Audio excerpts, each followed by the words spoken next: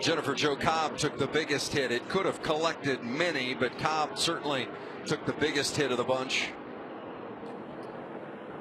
You see her, she is climbing out with a little bit of assistance. We did hear her communicate on the radio to her team. She said on the radio, Vince, that she's okay, but she just couldn't stop. So it's nice to hear her clearly tell the team what was going on.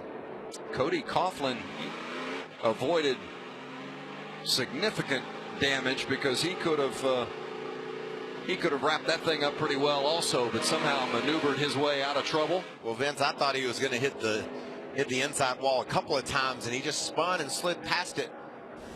Came in, got 4 tires. I don't think there's any damage to that 2 truck.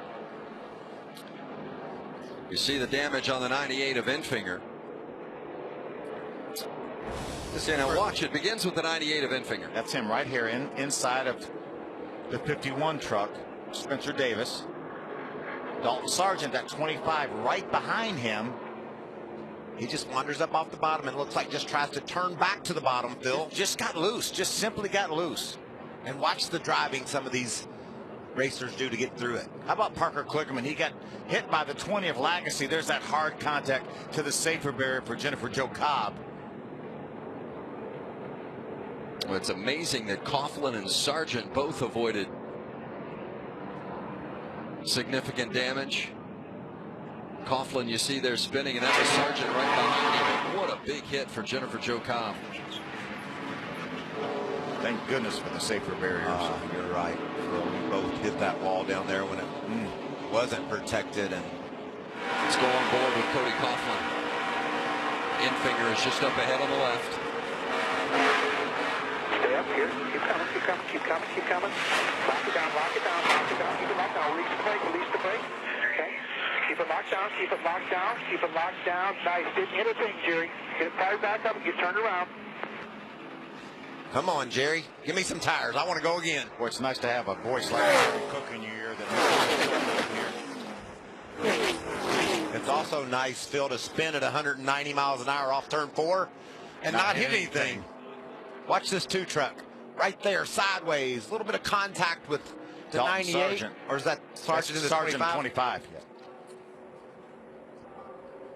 It's amazing. Sargent didn't do more damage either. There he goes through the Monster Energy logo on the top of it.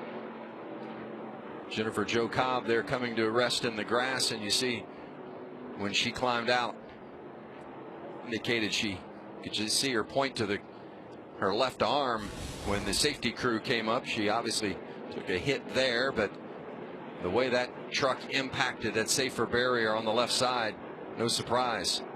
No surprise that it was sore. That was a big hit. Phil, do we think about pitting these leaders? I think if I'm at the back half of the lead lap, I'm going to pit. That's just going to buy me a little more time. So if we go green, then I have to spend less time on pit road.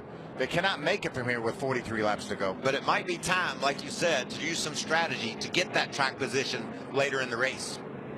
Guys, it could be trouble for the 88 of Matt Crafton. He was not involved in that accident, but he has said all of a sudden he smells burning grease or oil inside of that truck. So they're coming down pit road, and Junior Joyner's asked him to get some tools together to try to diagnose the issue. We'll update you on the 88 as soon as we know what's happening, but a lot of concern here in this pit, Alan. And Grant Enfinger, he's coming back down pit road. They think it was a right rear tire that failed, started that whole ordeal. They're just keeping an eye on the crash clock to make sure they have enough time to fix it, do as much as they can, and get Grant Enfinger back out. They think they can still salvage a decent finish, but they got to keep an eye on that clock. Our teams get an extra minute in the damaged vehicle policy this year, 6 minutes instead of the 5 that they had a year ago. Under caution at Daytona.